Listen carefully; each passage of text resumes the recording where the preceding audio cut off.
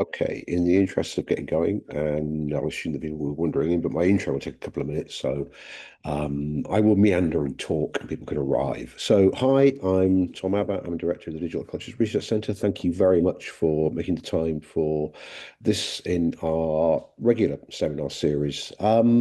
So, one housekeeping note, this session will be recorded and available on the DCRC YouTube channel. So if you're coming in late, you didn't hear that bit anyway, but we'll make sure this is made public and visible. You are probably aware of Immersive Arts as a program, I hope. So this is a 3-year HRC funded program. UE Bristol are running it with a collaboration between the Pervasive Media Studio, which is Watershed, UE, and University of Bristol.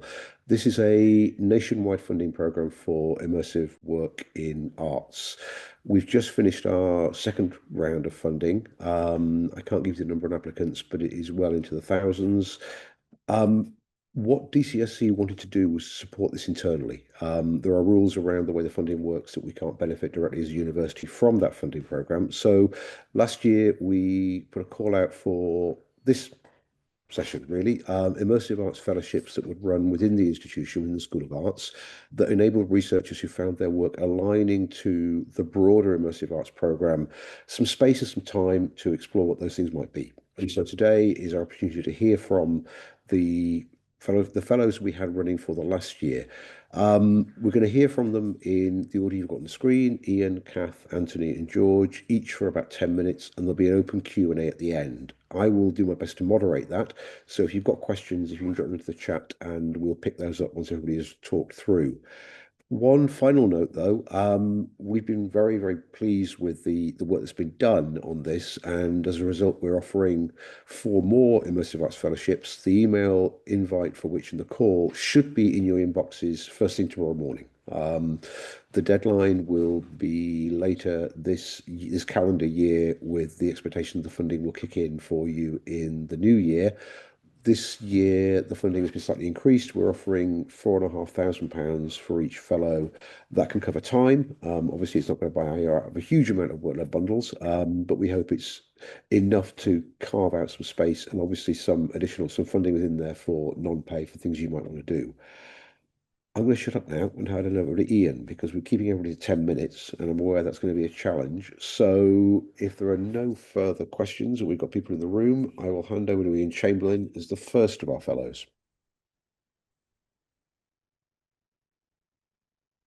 I presume everything is okay on that one.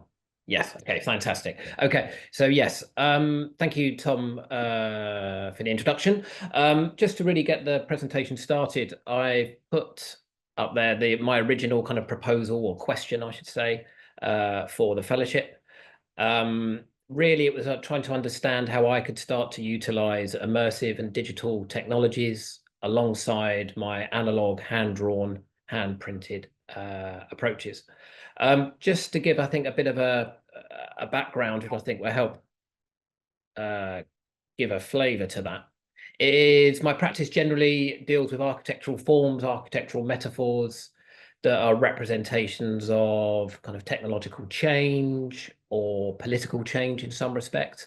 There's also a huge aspect of, or a huge concentration in, redundancy and reinvention, and how these locations can be reused for different purposes. But what's intrinsic? Sorry.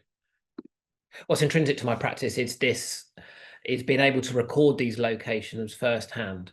So whether that be with drawing, with photography, and how I really get those kind of immediate aspects of the location, the characteristics, the individual qualities, kind of with them, why I'm actually drawn to these places, pardon the pun, but what it is that I actually want to do with them. So within this work, they're generally expanded into the etching process. It's expand those fields of the original drawn mark into the fields, in this case, into etching. So here's a slide here just representing this kind of translation from drawn into the digital. Sorry, into the printmaking processes, more specifically within etching. Now, when I'm actually in the location, and this is something that I was intrigued about with the immersive call for applications, was this the idea of how the material values to the location could somehow be recorded or embedded or further enhanced with the use of immersive technologies. So what came about was there was a collaborator I've long been in conversation with called AVR London, who are a architectural realization company. We've worked together on various exhibitions, and I was interested to see how working with them and their technological insight and their technological know-how could help enhance my drawn work. So we had a mutual interest in a location, which is of these kind of pre-war constructed sound mirrors on the South Kent coast near Denge. I'd worked on this body of work previously, but we revisited that location together. In past ways of recording it, I've used the etching process to take various studies, then take that into the print center or into the print studio and create a suite of prints around it. But what I was interested in, or what AVR were interested in this way that how we could document location, questioning ideas of accessibility, longevity, legacy. This location is slowly eroding. It's on a kind of wetland, and they are slowly decaying and falling back into the landscape. So it's also this idea of kind of art and heritage and a kind of a visual record of these places. So I was very lucky to work with AVR. They were very well connected. They're very organized. They were able to access, or they have their own drone pilot. Sorry, this is where the glitch comes in probably. Yeah. So they have their own facilities, they have their own pilot that could help kind of record this location from a unique viewpoint that I wouldn't ordinarily be able to access. They also were interested in how this could be exported and translated into the virtual realm. Now, we had 2 visits in total. We went back, and I was excited about this kind of unique viewpoint and how I could look at things or start to look at things in a different way. So I'm going to almost fast forward 3 months because we've done a lot of work documenting the landscape itself, so you can walk around it. The problem was with that, it started to overwhelm me and the time span and the kind of resources able to record it. So what we started to do was record or make more of a focus onto the actual mirror structures themselves. So the mirrors actually were an early warning system, as I mentioned, created between the wars. They were fundamentally made redundant because of the invention of the jet engine, and the speed of the planes on which they were trying to listen out for became so fast that they were actually over the head by the time you heard them. But they've been left as these kind of concrete brutalist metaphors of a previous kind of defensive age, I suppose. But what I was intrigued about was the idea of how you could bring some of the material qualities from my drawing in combination with the structures themselves. So we started to embark on elements of VR, AR. I am not a technical expert in this field. I do not want to be a technical expert in this field, but I'm fascinated how you can work with others to help you enhance and build upon an idea. And some of these, they obviously look more impressive with the VR headset on, and you can actually get that sense of scale. You can move around them. But so here we have the internal structure of the mirror. This is given a unique insight that you would not ordinarily have. Yet through this collaboration and through the Immersive Fellowship, it enabled us to show the public and ourselves, and English Heritage may be interested in this, but that was our target, to show what's unique. How can you show things in a different way? There was a lot of trial and error with this, and these are some of the ones that worked to a better level, shall we say. Now, what really helped here, and I think it's interesting how the Immersive Fellowship can build on this in the future, is I was only able to do this because I came across and met Quinn Kent. Quinn supported me massively through this and enabled me to look at these files from a distance before I was having to travel to London to go to their offices to see them. Quinn allowed me to use one of the headsets here at Bower Ashton, so I was able to look at these from a distance, shall we say. That immediately put adrenaline into the project and kind of gave it more momentum, which has really, really helped. Okay. So like I say, I'm probably showing 25%. I've been very fortunate with the generosity of AVR London. They've invested a lot of time into this with their knowledge. So I really appreciate that support. But a frustration is, as the artist, which was my role in this, I struggled to see where I sat. So what I was interested in, I was like, well, okay, we're using these digital approaches to record technologies. How can I bring some of the material qualities of etching and the structures themselves back into the work? So again, through Quinn's enthusiasm and generosity, we started to use the files created by AVR to create a net, to create a 3D print. Now, what I wanted to do was start incorporating the textures and the marks used from the etching plates back in conjunction with the object itself. So this kind of is almost like a new insight into process, which I'll touch on shortly. So through this, drawings are used again, 3D prints were made, etc. So yes, the scale differed, but it was really interesting how you can try and pull these material values out of the digital. It became this almost cyclical methodology of one feeding the other.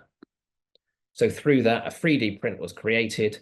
And then I had great support with Fran and Dorcas in the fabrication area, who gave me a lot of help, well, all the help really, in creating these three-dimensional mold where I was using concrete, or in this case, a Jesmonite concrete faux approach, to again bring this idea of the monumental, but also the materials itself coming back into play, and a renewed importance of how the materials could be used within the object and possibly displayed alongside projections and the original prints themselves. Now, this leads me full circle, and I've done really well on time, so I'm quite chuffed with that. I actually was invited to take part in a film on Lucian Freud and his print processes. So I was hired to do some technical work and etc. But what was really interesting, I didn't know what they were going to do with this work. So then they've showed me a mock-up of the video. I don't know if the sound's going to work. Have a copper plate, you cover it in wax. I'll make that quieter. But so what's actually happened with this? This is actually a mock-up of how it looks, but this was a whole room, an immersive room, if you will, where you're surrounded by these large projections, where you're given insight into the process of the etching. Given an insight into the etching process. Beautifully filmed.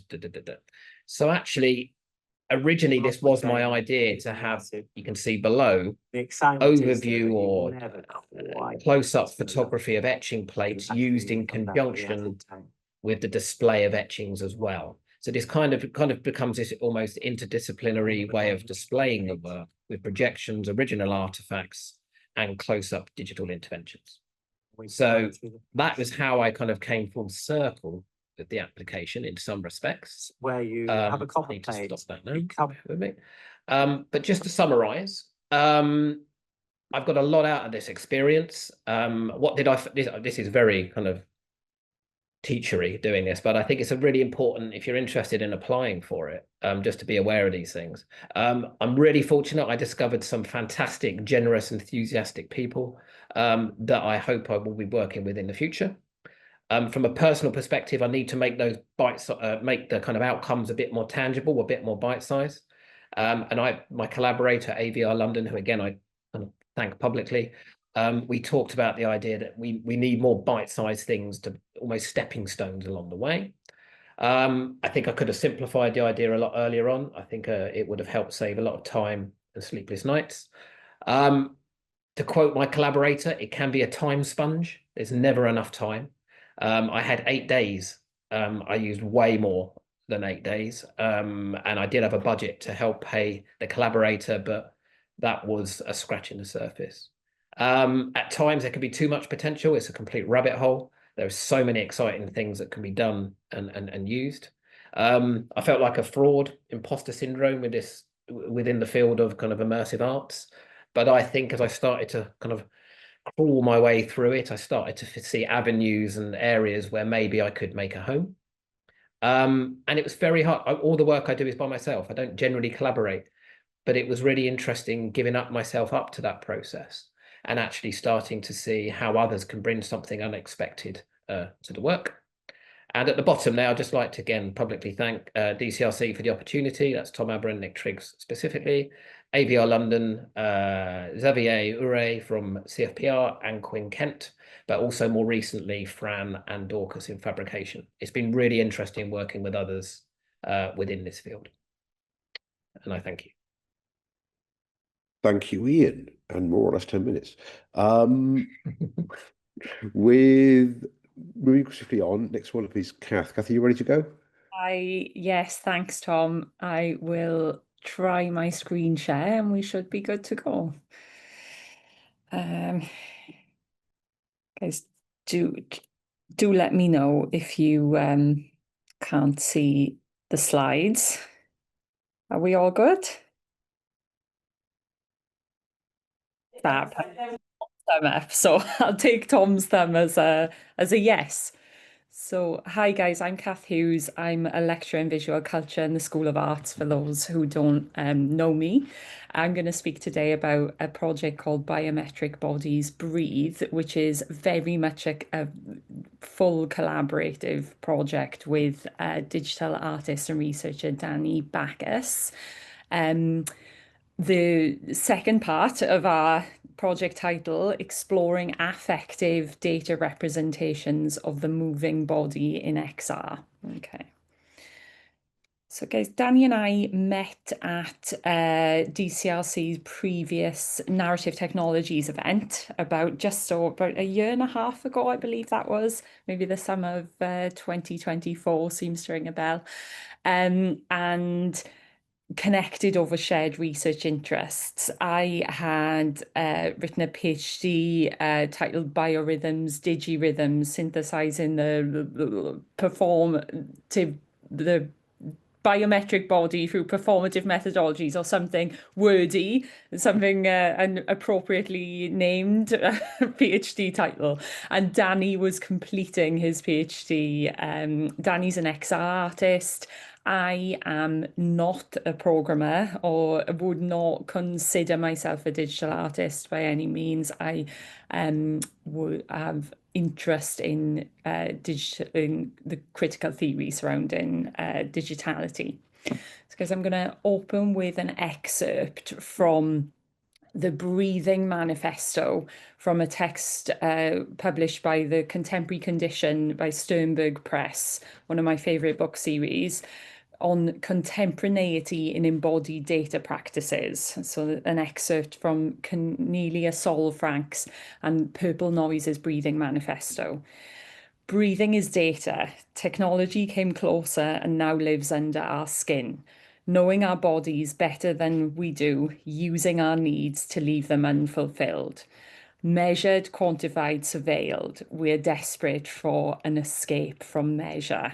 I think that quite appropriately sums up some of the research concerns driving and underpinning this project. So guys, the project the proposal that Danny and I submitted for this fellowship funding seek to explore how the phenomenological and affective affordances of immersive XR technologies could be used to shape visually, spatially, or sensorially responsive data representations, or avatars, of biometric bodies in immersive spaces. So in the contemporary post-digital kind of zeitgeist, as we are framing the understanding, where biometric practices of self-tracking, popularized through the rise in wearable digital devices, enable us to track health and embodied movements in terms of quantifiable data representations.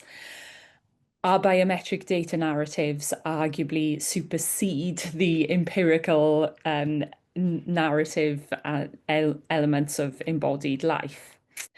And this project, through this project, we wanted to interrogate the kind of double bind further in relation to how biometric devices both enable us to self-produce identities and allow data versions of ourselves, consciously or subconsciously, to be captured by big data analytics, and how those subsequently inform health parameters, biometric advisory parameters.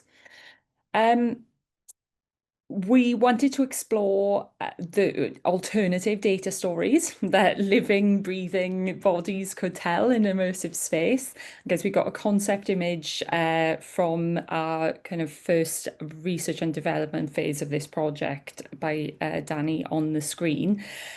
So Danny created a virtual production stage within Unreal Engine software, and use that to generate like stock motion capture images to begin. So working with some very basic motion capture data, the figure sitting and standing, that and I should thank XR Stories here as well for their contributions to kind of this test data that Danny was able to use. With the dynamic movement data, we were able to direct some kind of interesting compositions within the virtual production stage in Unreal Engine. The next phase of that, guys, I'll play a short video on the screen. There's no sound, so I can speak over it. Was to explore how using stock kind of motion capture data, how the environment within the virtual projection stage could potentially respond to the motion capture actor or avatar. Okay, so as we'll see a little bit more clearly on the next slide.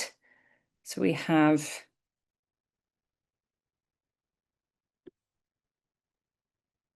another short clip here, guys, where Danny designed the environment to be responsive to the moving actor in the space.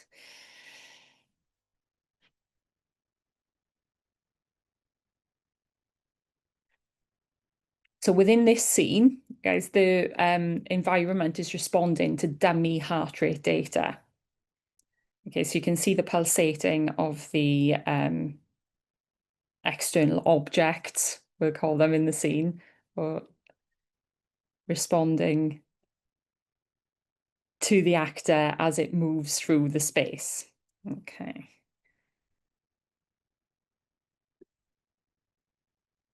And guys, the next phase of our research and development was to include real-time heart rate data and try and get that through real-time motion capture, try and get that environmental responsivity. And thanks to the generosity of Tavs and Nathan and the team at the Bridge, we were very kindly granted some use of the space in May, June. And we had spent a research and development day in the virtual production studio at the Bridge using the Vicon motion capture system and the virtual production screen, where the stage that Danny had built in Unreal Engine was projected on the screen. We have a polar heart rate monitor feeding the heart rate data into the scene and responding in situ. Because I'm going to play a video from that research and development day at the Bridge.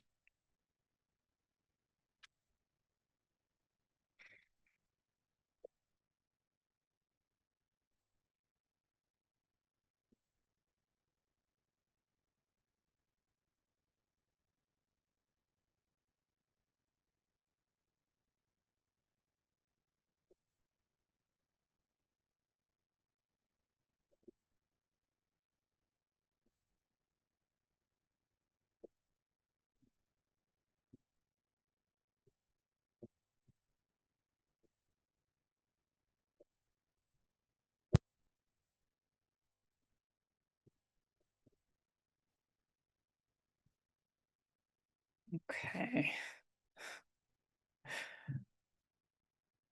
I may have to escape to come out of that one. Okay, so maybe with my arrows, I'm not having much luck with the arrows moving on the screen. Guys, I'm just going to temporarily stop sharing so that I can move along slides.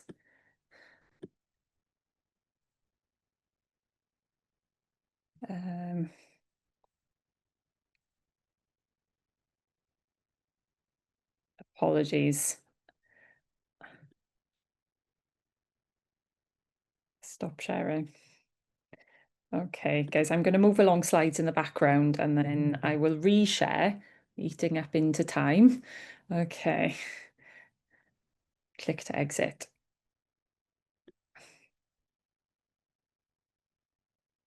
Okay, guys, we're nearly there. So I think I've got a couple of minutes left.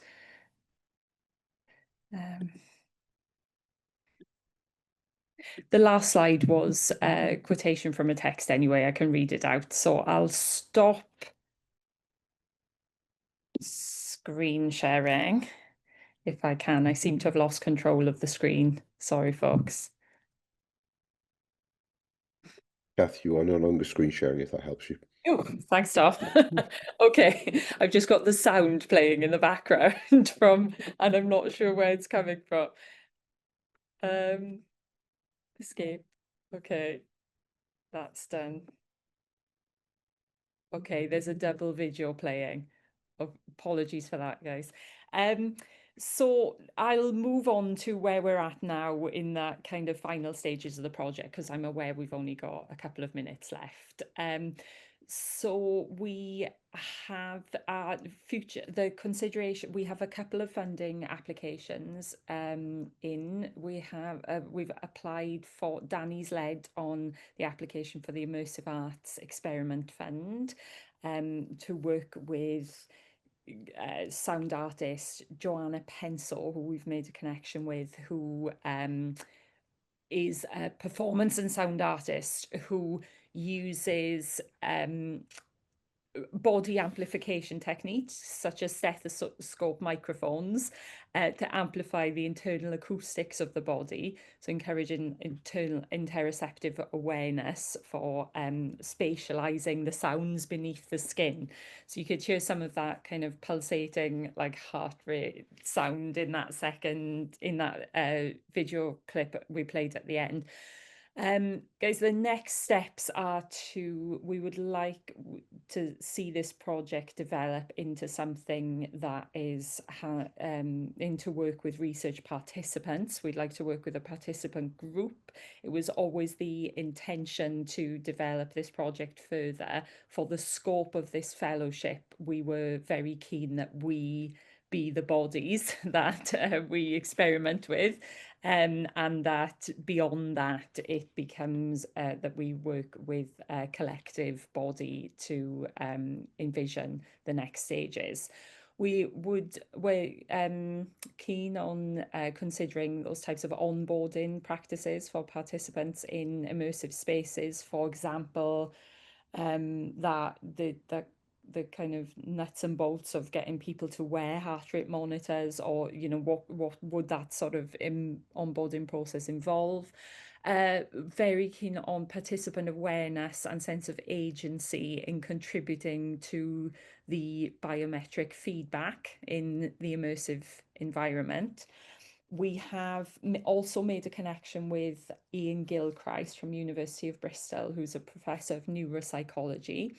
And Ian's work at the My World and BDFI, that his research team, his interest in working with Danny and I and what we're doing is exploring heart rate synchrony and the potential for an embodied feedback loop. Ian's team have produced research on heart rate synchrony and physiological engagement in audiences in immersive spaces and polyrhythmic affects. But what Ian would be keen to explore next, which we are also trying to experiment with, is how the bodies and environment have a core dialogic kind of feedback loop in the space.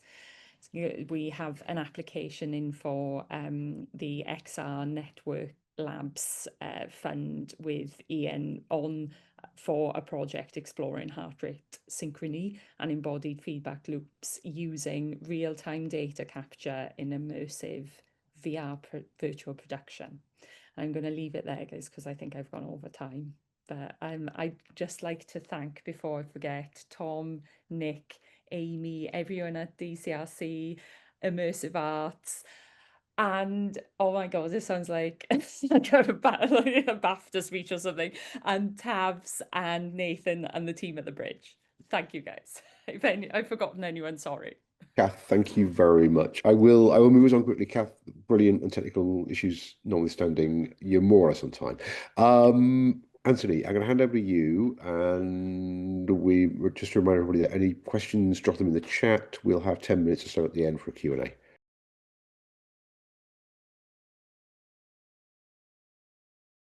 Great, thanks, Tom. So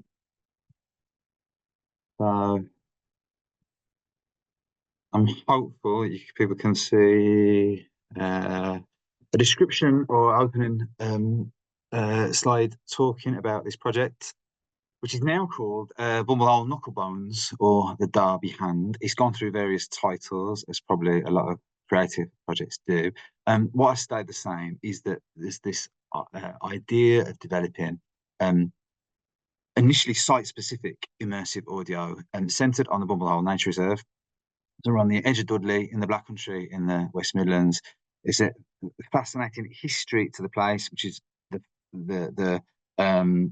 it's gone from being a kind of rural backwater to being a ground zero of industrialisation through mining the canals and a beam engine, a kind of early form of technology that pumped water from mines, through to being a place of like real urban dereliction, through to a kind of bucolic nature reserve, which is what it sort of is today, dog walkers and so on. So it's very much centred on place and a story around a group of characters. My background is writing fiction, so I've written 4 novels, a short story collection, all centred on the Black Country, all site-specific in a different sense to one that we're maybe talking about here. So what was exciting about getting the fellowship was a kind of opening out, really, which at the start, potentially quite daunting, a kind of expanse, but it's certainly an exploration in form for me. So a starting question was about traditional forms. So that's the regional or historical novel, like a social realist novel, if you want to sort of talk about it. That was the kind of form I've written in. And local history study, there's a really, really strong culture of local history in the region, which I'm sort of tapped into in various ways. And my way in, I think, has been very much as a sort of traditional form writer. So that's one of the key questions, really. What happens to these forms with digitisation, with newer audiences, with the 21st century? And I put for better or worse there, because I am somebody probably used to producing work by sitting in a room, like writing. So there's a sort of already a kind of learning curve in terms of collaboration and partnership, which we can talk a bit more about. So there's a whole question about who this might be for and how it might work as site-specific audio, which was a sort of question I was dealing with at the start. I've talked previously about where the Black Country is to the west of Birmingham. I don't think to go into loads of detail about that now because of timescale and stuff, really. It is worth using this detail from a painting by the artist Rita Donner called Old Map. So the area I'm writing about is actually just off to the bottom bit of this map where you see the tunnels. It's deliberately obscure because it's a combination of a map of the Black Country kind of overlaid with one from Ireland.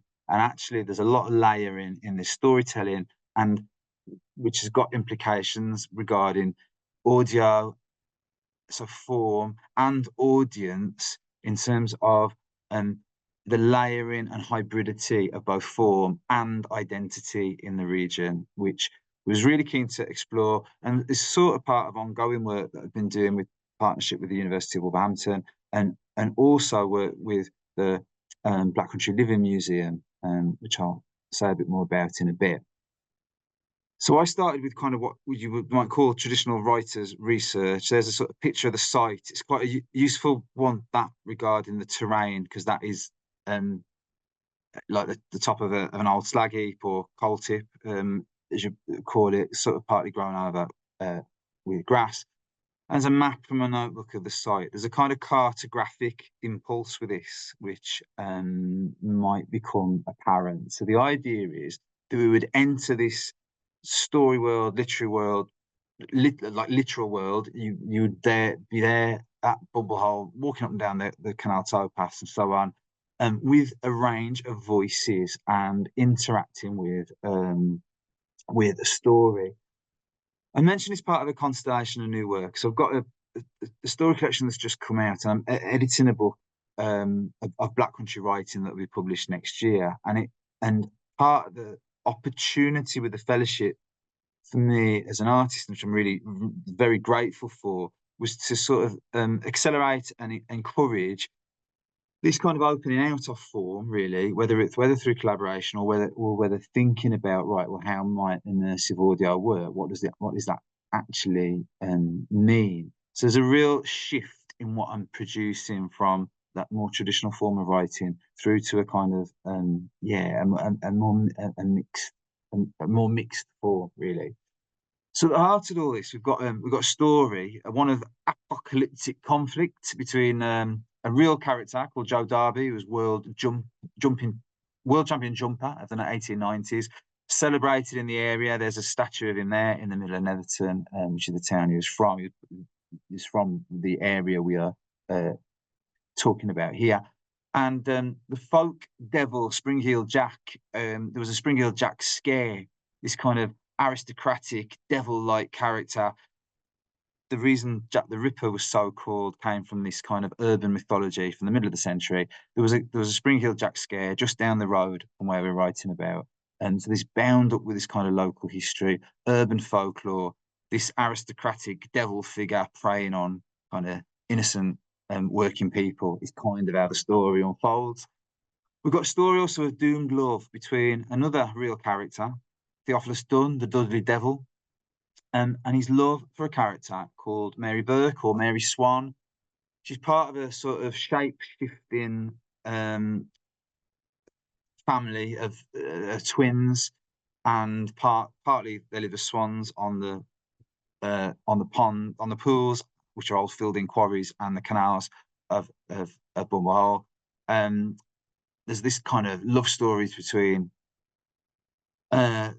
Theophilus Dunn and Mary, and part of the story unfolds through a series of tarot readings or dice rolls by the Bumblehole knucklebones themselves. So if you imagine the Dudley Devil, Theophilus Dunn, a real life seer and psychic of the Victorian era, laying out this story through a set of cards or through the dice, then that's what we kind of hear through this little section of audio. The long-necked bird, the half-burnt man, the travelling stranger. So those characters are part of the Black. You never heard of the Swan twins? Well, they was born just here, by the side of the cut, to a poor nailer couple. Have you ever met a rich nailer? You know what it was like in them days. The mother died, giving birth, but the babies survived. The father, though, overcome with grief, put the babies in a sack and drowned them just here in the cut, like you would a bag of rats. The girl's grandmother come to fetch her daughter's body, come from Tipton through the tunnel, or Galway, or Bala, or that road out to Evesham, depending on who you believe. Accursed the father, called the girls up from the mud and silt and other world, and they come, with a splash and a beating of wings, as two beautiful, deadly swans. So, they pecked and harried and hissed at the nailer's cottage and upset the fire and burned the place down, with the father running half in flames himself along the towpath, never to return. the half-burnt mon, see? And they lived, the girls, sometimes as swans, and the grandmother, in the ruined, burned-out cottage to the end of the grandmother's days. And the twins, they stayed as young women, and outlived us all. Long after all the nailing and mining and tunnelling had gone, long after Joe Darby and Springfield Jack had jumped their last jumps and the beam engine had long since stopped pounding, long after the silence come. The long-necked bird, Sorry. the half-bird. We enter this, dark Victoriana, phantasmagoria, kind of sort of well known as a form, I guess. And the idea is that we enter that sort of story world. So this is part of this came as well as from, like I said, my own writing background and stuff I've been interested in and developing in that story collection through discussions with artists like Tom Hicks, who's a photographer from the area, Liz Berry, who's a poet, and the way that stories are told and received there. So in a way, it's very much in a kind of received and accepted form. It's kind of a genre convention of the area. The way of receiving it and how we get it in terms of this non-linearity and how the cards and how the dice might work and who the audience might be and how site specific the play the work is kind of remained open and up for conversation for a while. So it signed kind of the project seemed to sort of open up, then contract with the idea of this text that I was writing. So both the tarot story and this and these other stories of the characters, and that expansion and contraction is maybe something we can pick up on even in the questions, perhaps. One way of thinking about it was the way of having a set of portals into the story. There are various portals into Bumblehole itself. So I've got this idea of finding a description of the dice in an old almanac that might come as part of the reception of the story. So whether that's physically for participants taking part, or comes as audio or text on the page, that's one element of the portal. And then another is that there is a physical set of dice, these knuckle bones, bought at a place called Cradley Heath Market. Did quite a bit of recording, so a lot of the energy in terms of the day spent was researching to Bumblehole itself, but also recording on site. I'll play a little bit of what emerged from that. This is me as the narrator rather than me as the Theophilus Dunn, but with the help of Neil Sherman working at Bauer as sound, mixing sort of elements of sound recorded on site, combined with a bit of library sound, and then the voice of the narrator leading you into the place. In the half-light of Cradley Heath Market, I came across a half store, selling all manner of old tat and broken things. This was how we live now, in our depletion, ghosts of ourselves, or with parts scattered, waiting for something or someone to put us together again. The wait went on, of course. Patience was our last virtue. They were unboxed, scattered like pulled teeth, and I scooped them off the worn green baize and asked how much. The man behind the store, who had not paid any attention to before now, so still he sat, moved just his head, a gleam to his eye like a jackdaw's, otherwise unremarkable, pale, half-shaved. In the half-light... Oh, sorry, excuse me. We've paused. You get an idea of it. I'm kind of conscious of time. So you've got these portals, this frame that the story is being told. So the story feels like it's being held in that sense. And thanks to the fellowship and being able to, go out into the field and manage to do quite a lot of these recordings. We've got recordings of the tarot set. We've got Theophilus Dunn. We've got the idea of this story and the coming together, and these frame narratives. And for a while, and I'm going to talk about what I've done so far as a springboard for what happens. was really sort of looking at the way that it might be sort of triggered audio with very site specific, as in walk through the portal at the engine house here, and we hear part of that story. Thinking about the terrain and access has probably drawn me back a little bit from that, and in terms of how we might get this developed and published and so on. But that's sort of a question that we're sort of ongoing at the moment. I will quickly play a last bit of audio before just thinking about where this is going. The important thing has become this kind of the non-linear aspect, basically, and how participants, readers, listeners engage, or players, it might turn out, engage with this text. We move back and forth through time, and we get these various stories unfolding through the readings. So we move from the era, that Victorian era, through to a much more sort of contemporary narrative that we just get a little taste of here. The half-burnt man. This is the Spring demon Eel of the Jack. cards again. The bonky wenches. In the days after the silence come, long after the engine had gone, our young people, great-grandchildren these of the nailers and colliers and bonky wenches, would gather in the engine house ruin and breathe deep into bags of glue and disappear. One winter's afternoon, an old familiar figure come floating across the rough grass. His top hat was battered, his waistcoat dirty, dishevelled in the way everything else had become. He lifted his cane towards the ruined engine house and the boys and girls who were struck still with terror and filled it with fire.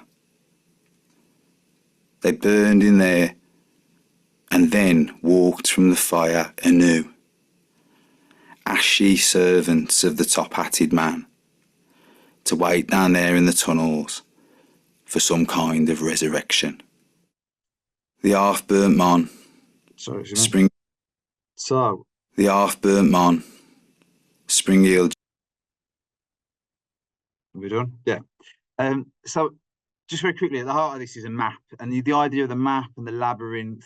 The original map being a geological survey of the coal, the first modern one, kind of done in the West in the 1660s around Dudley Castle by a character called Dudley, potentially a minor character in some of this writing, a real figure. But the idea of resurrection in that last section, the idea of the half-burnt. Sorry, excuse me, leads us on to kind of what this is and the sort of potential for the sort of game type element or co-creation with participants. So this is how the story is told and what influence on the story, whether it's of this apocalyptic conflict or whether it's of this doomed love story or both, the participants are able to order in terms of the story. So it's ended up sort of opening out what I thought was kind of, in some ways, conventionally sort of novella length text that was then becoming audio and then could be listened to in linear or non-linear fashion. Has become a bit more, right, how does the participant shape this narrative? And that's where this kind of working plan, there's a little bit of it on twine comes in. Think about choose your own adventure type stories that people are familiar with, and I think has been a well-trodden path with quite a bit of like immersive narrative, and it's to develop along those lines, which brings back to some questions that I was asking at the start in terms of where we've got to. So in terms of the text, there's quite a lot of it. In terms of the audio, there's quite a bit. Some of which you heard with kind of sound effect and with recording on site. Some of which have been the kind of the cleaned up copy from Neil. I've got this ongoing work with the University of Wolverhampton and with various people at the Black Country Living Museum. The Living Museum itself is quite perhaps doesn't make as much use as interactive audio as it might do in that kind of traditional fashion of museums. And so this is kind of a big step in terms of, right, this is going to work as an immersive piece with like kind of co-creation with partners. So the point I've got to is getting a prototype together, less site specific, but more audio within objects, artifacts, to the way it can be played, like through the rolling of the dice, the bumble, hole, knuckle bones themselves, of which there are various, kind of stories that have invented about where they've come from, as we've heard a little bit of. So getting a usable prototype in the coming year has become what I'm now working on. So in many ways, the fellowship, in the early part of the year was really a kind of massive and really interesting platform, like on which to build. So to pursue those partnerships and interactions further, a lot of the work has been, okay, this is an interesting idea. This text looks great. Like we put it in the bookshop kind of conversation, but what I need is the prototype for them people to be testing, which is what, as I say, working on now. There's a couple of various other follow-up things, using the Black Country Living Museum as a sort of example, where the idea of them hosting stories on something like Twine, and thinking about, you get a lot of schools audience with a kind of You Are Joe Darby type story, so less dark perhaps than the phantasmagoria sort of story that I was proposing here, but using like audio and co-creation as a way of developing new audiences is something we're also sort of approaching them about and talking about. So this is very much work in progress, but it's been a great opportunity to expand in terms of form and approaches, of which, a bit like as like Ian and Kath were saying, I'm very conscious of thanking a lot of people, obviously everybody involved with DCRC, Tom, Nick, Amy, I mentioned Neil doing the work on the audio, and obviously partners in the Midlands. But thanks a lot for listening to that, and putting up with me doing the voices. Getting some actors in might be another option with further audio. Thanks a lot, everyone. Okay, thanks, Anthony. Just a note on housekeeping, George. I'm happy that we run over our hour because we're coming up on 5 minutes to go in our initial allotment. But can I hand over to George Lovesmith? Sure. Hi, everybody.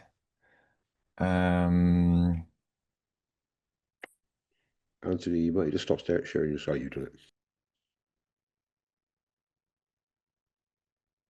Well, can you see a screen that says Spaces for Immersion, everyone? Yes, we can. Excellent, great. So I'll get on with it then.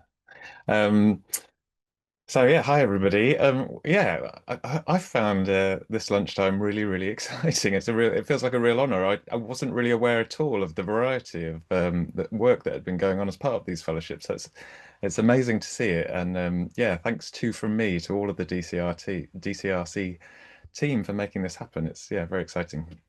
For those of you who don't know me, I'm George.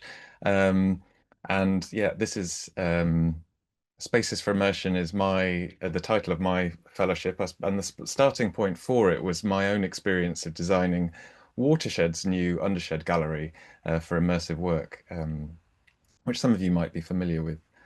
So my background, or how you might know me, or like why I'm here. So I'm a 0.4 at the university. I teach into interiors and product design and formerly architecture. And the rest of the time when I'm not within the university, I am a practicing architect, and I suppose the thread that runs through all my work is around socially engaged practice, and that's in some way the background to how I ended up doing this work with Watershed. I'm a long-time Pervasive Media Studio resident and Watershed collaborator, and about 3 or 4 years ago, I had a research investment scheme, kind of internal funding, to partner with Watershed, exploring in collaboration with their staff and their resident and audience communities what the future of that building might be, and what the role of an arts centre might be in the face of the climate crisis. And alongside that quickly led to a kind of a collaborative investigation with Watershed around the potential for a gallery space, and we successfully worked together to win a £100,000 AHRC capital uplift bid in conjunction with the Bristol and Bath Creative R&D programme to fund Undershed. So that's kind of the backstory of how it happened. And here we step inside the gallery. This is one of the previous exhibitions or installations that happened there. This is ScanLab's Frame Rate, Pulse of the Earth. And I suppose it's a really good representation of arguably a gallery that's a new type of spatial typology, kind of going back to the early or late 19th century. The Lumiere brothers were the first to present moving pictures to a paying audience in Paris, and that led to the kind of what we now accept as being the kind of architectural typology of cinema, informed by, you know, previous traditions of cinema, previous traditions of theatre. And here it feels like we're kind of at the cusp of maybe a new architectural proposition that is about hosting immersive work, albeit itself informed by cinema and gallery and studio before it. So yeah, this fellowship has, I suppose, I set out, and it's enabled me to reflect on audience needs for the immersive gallery beyond what we've done with Undershed. Perhaps unsurprisingly, because I was doing the research investment scheme collaboration around responses to the climate crisis, Undershed has, in quite a specific way, been conceived. It's been conceived with an ecological imperative to be wildly regenerative, and it positions itself in quite a specific way. It's perhaps a first iteration of Watershed's wild and generous regenerative design vision for how the building might be transformed into the future. And so here in these images, you see a kind of a whole wall or a lining of the building of straw bales, a kind of a shaggy shop front behind reflections of the city and the harbour. And here we are stepping back into the gallery. The ecological imperative behind the work, it's been integral to the values-led design approach of Undershed, and something that Amy Rose, the curator of the space, who she kind of led on the initial audience development research, you know, she cautioned right back in those early phases of project development that an exhibition space that uses recently possible technologies is going to trigger complex associations in audiences and beg questions about the relationship between energy cost and the cost of living crisis, the climate crisis. And so what we were trying to do specifically with Undershed was articulate a palette of local straw bales, clay, lime, timber, you know, materials that speak of the natural world and that are a counterpoint perceptions of what an immersive space should be. And it's very much not trying to be a high-tech environment. So this slide shows the very first exhibition that happened in Undershed, the first iteration of Sing the Body Electric. And in the distance, you can see a wall warm with the raw color of the clay. And then within that, looking close up here, so this image on the left, you see that within that clay there are flecks of straw that were swept up by the builders and mixed with the plaster to give texture and to tell of what lies beneath. So it's yeah, I suppose very much a kind of a space that is kind of grappling with the spectrums of low tech versus high tech, natural versus digital, really trying to ground the gallery and contextualize the work in a space of innovation that's, I suppose, relatable and of the earth.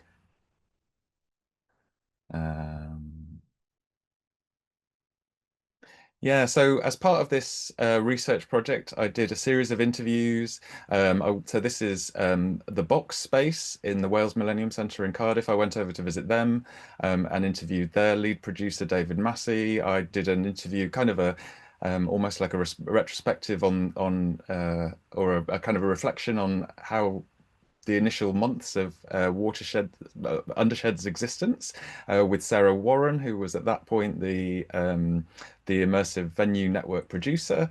And I've also done an interview visit with Peter Areola at the Arbeit, the new Arbeit Gallery in Camden. They used to formerly be in East London. And yeah, through those visits and interviews, I've been able to identify other learning that's kind of more universal and replicable to other institutions who might be wanting to do something different. So yeah, so very resonant with, you know, themes coming out of that were, you know, things that chimed with what we were doing at in Undershed as well. So addressing the potential of, you know, for generating waste on a rolling exhibition program. This is a kind of an early sketch from the design process where we were exploring, you know, what has come to be one of the kind of strategies deployed in the gallery, using a kind of a pipe and drape or scaffold and textile strategy to enable a reconfiguration of the space in a modular way, so that yeah, material use is minimized. And again, this is part of the frame rate installation.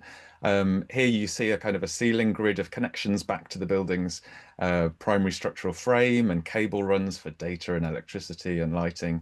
And these are the kind of the enabling infrastructure for the space. And, you know, very similar, this is the Camden Gallery, the new Arbite Gallery, and this is a piece of work. It's called Prophecy, and it's by an artist called Aurea Harvey, an Italian or Italy-based artist, and they're using very similar kind of architectural infrastructure strategies to enable the housing of immersive work and to enable that kind of flexibility.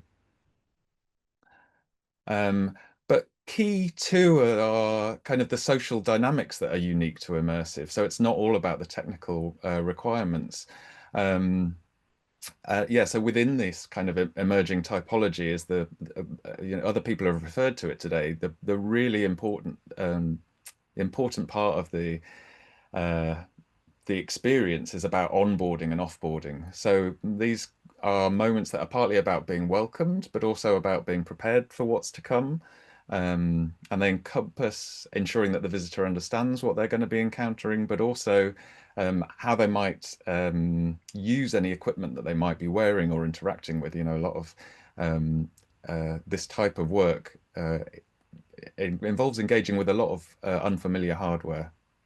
Undershed, it also includes a custom-made scale model. So this image you can see on the right-hand side is a scale model of the space that is used in that onboarding space to introduce people to what they're about to encounter and the sequence in which they'll encounter those spaces.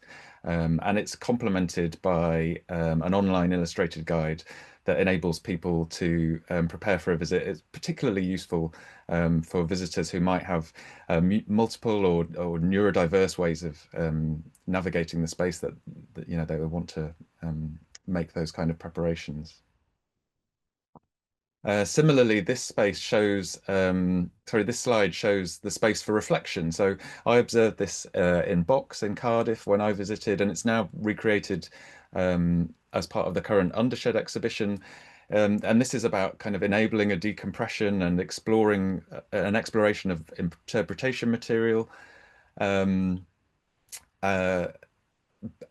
the current exhibition Impulse, it's about engaging audiences with experiences of ADHD. So potentially quite a lot of really quite emotive content that people might want to reflect on in that offboarding moment. And yeah, Undershed was really conceived to foster togetherness. It's, I suppose, really, for those of you who are familiar with Watershed, it's very much part of the overarching ethos of the organization. And very much, yeah, Undershed was conceived to nurture conversation, dialogue, connection, to be a social condenser. And Undershed, Watershed generally are really good at getting people to fill in these comment cards, or at least there's that invitation. And the fellowship has given me an opportunity to better review the audience responses to Undershed as a space. And yeah, people have enjoyed chatting in the space, and they've found the kind of the intimacy of the space to be a really positive experience. So that's been great to kind of get to grips with. And then another, in fact, perhaps one of the biggest kind of chunks of my time went towards convening a panel at the Big Thing. So the kind of conference celebration that happened up in Bradford earlier in the year as part of the Immersive Arts programme. So convening that panel was a great opportunity for me to kind of expand my network and get to know other people who are doing similar things, producers and curators in the field. Yeah, each panelist gave a presentation, and then we had a kind of an open period of conversation to explore further learnings. And yeah, so that was invaluable. I'm going to skip the next slide for time. A bit of publicity is that so since this has all happened, Undershed's been shortlisted in the small project category for the Architect of the Year awards. That happened earlier in the summer, and the award ceremony will take place next year. And this is my last slide, you'll be pleased to know. But just, yeah, while it's on the screen, thinking about some of the things that are happening for me in the future as part of this fellowship. Following on from the panel that we convened at the Big Thing, I've been approached for some potential consultancy by Bright Blue Light, so that's quite exciting. Nothing's actually happened yet, but it's an iron in the fire. And I'm having some discussions now with David Massey of the Wales Millennium Centre and the National Library of Wales. We actually started preparing a funding bid for the British Academy, but we've decided to actually take a bit more time and do something, give ourselves time to do it properly, because the deadline for that is very tight. But we've got some ongoing collaborative discussions about how this might be extended to work with those two bodies in Wales to around their provision for immersive and access to digital archive material. I'm going to be doing some further post-occupancy evaluation work with Watershed in November. And yeah, it won't surprise you that I'm quite passionate about how architecturally and in terms of these processes for hosting immersive work, we might be very mindful of the climate crisis. And so I'm really keen to develop further collaborations and funding bids to kind of further that work in ensuring that we can move forward in a very climate mindful way. So if anybody's interested in collaborating on any of that kind of work, do please get in touch. My email address is on the screen. But yeah, thanks very much everybody for your time, and thanks again to the DCRC for making this happen. Thank you, George, and thank you to everybody. We have overrun. I'm happy to kind of hang on for a little bit and do some Q&A. If you do have a question, can you raise your hand or drop it in the chat, and I'll try and look at both sides of my screen and kind of manage that bit. If there isn't one to start, can I come back to one of the themes I think that's run through all the talks is how the fellowship has kind of informed your own understanding of your practice. And I think it's something that I don't think Ian necessarily had a chance to talk too much about. So Ian, can I ask you to talk about drawing and how looking at the objects and the landscapes that you are really familiar with in your printmaking practice, how this has changed or may have changed the way you think about that as a mark making or a drawing process? Yeah, I mean, what the fellowship has allowed me to do is look at the subject matter or my subject in new ways, in different ways, whether that be an angle, the macro, the micro, how it sits within a landscape. And I think what's especially happened is this greater understanding of the object itself, whether that be through surface qualities, formal qualities, and then how I can translate that. It's been interesting hearing others speak today about how these technologies, how the immersive technologies can help support an existing practice or take you somewhere else. And I'm very much intrigued how drawing and print can bounce off these technologies and what it can take from them. Some of this is unknown. There were some videos and things that I haven't shown, which maybe indicate that. But I think this ability as well of speak to students very much about quick and slow processes. And I think that ability to record at a quicker rate, but then to be able to reflect and digest later back in the studio, I think offers a greater flexibility and yeah, greater range and a greater scope of where the work can go. Anything from anybody else? I'm not seeing. There is a question for a Kevin, yes. For a question on the chat from Kevin. Kevin, of course. Hi, folks. We don't all know each other, which is partly why I'm here. And first, that second part, partly why I'm here is just seeing what colleagues are doing. And And I don't know if, of course, there's other seminars and other sort of research centers and stuff are sort of talking about the work that different folks are doing, but there is a sort of general issue around getting a joined up thinking about what each other's practice is and what research is and what we're doing. And the one, that's why I'm here. The question for Anthony was in relation to the containment of sort of tarot within your work. So my own research network is explicitly interested in sort of esoteric art and occult culture and sort of magical things.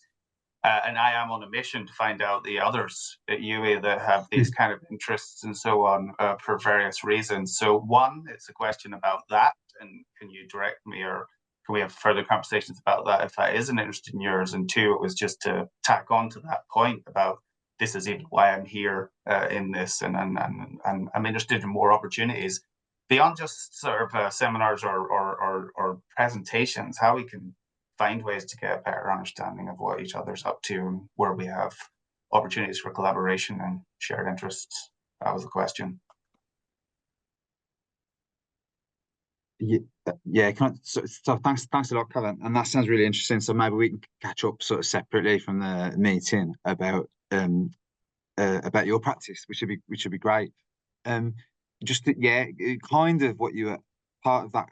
What Kevin was saying perhaps echoes what Ian and George were saying about for the fellowship.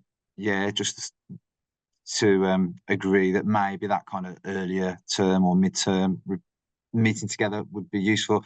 But there's a wider thing that Kevin just touched on, isn't there, about us all knowing, well, you know, across sort of departments and teams and stuff, people's interest in areas and what they're working on.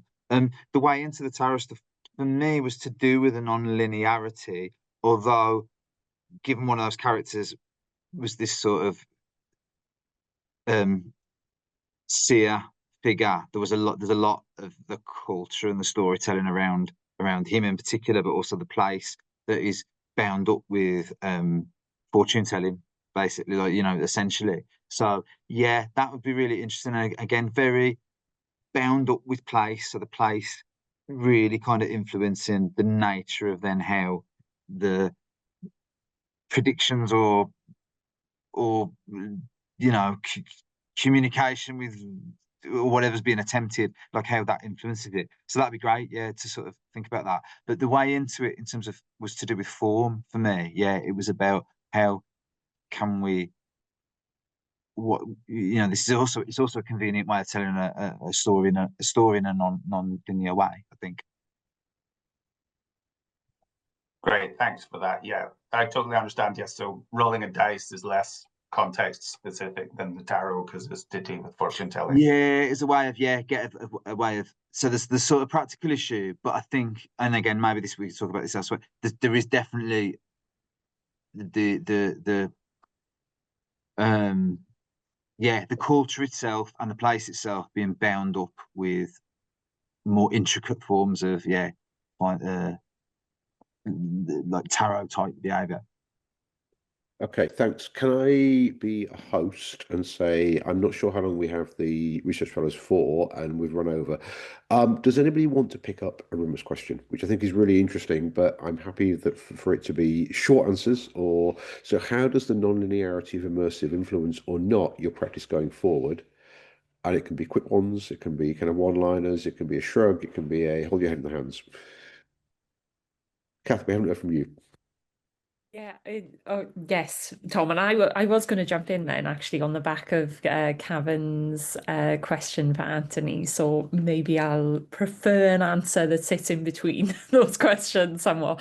But I think for me, what is fascinating about the potential of immersive art and non-linearity comes into this is that ability to make visible things that aren't visible, like energy, rhythm, the spiritual, the esoteric. So how do we deal with that, like empirical subject matter, and where, like, what can immersive art, XR work do in that space? And I think that is in very different forms.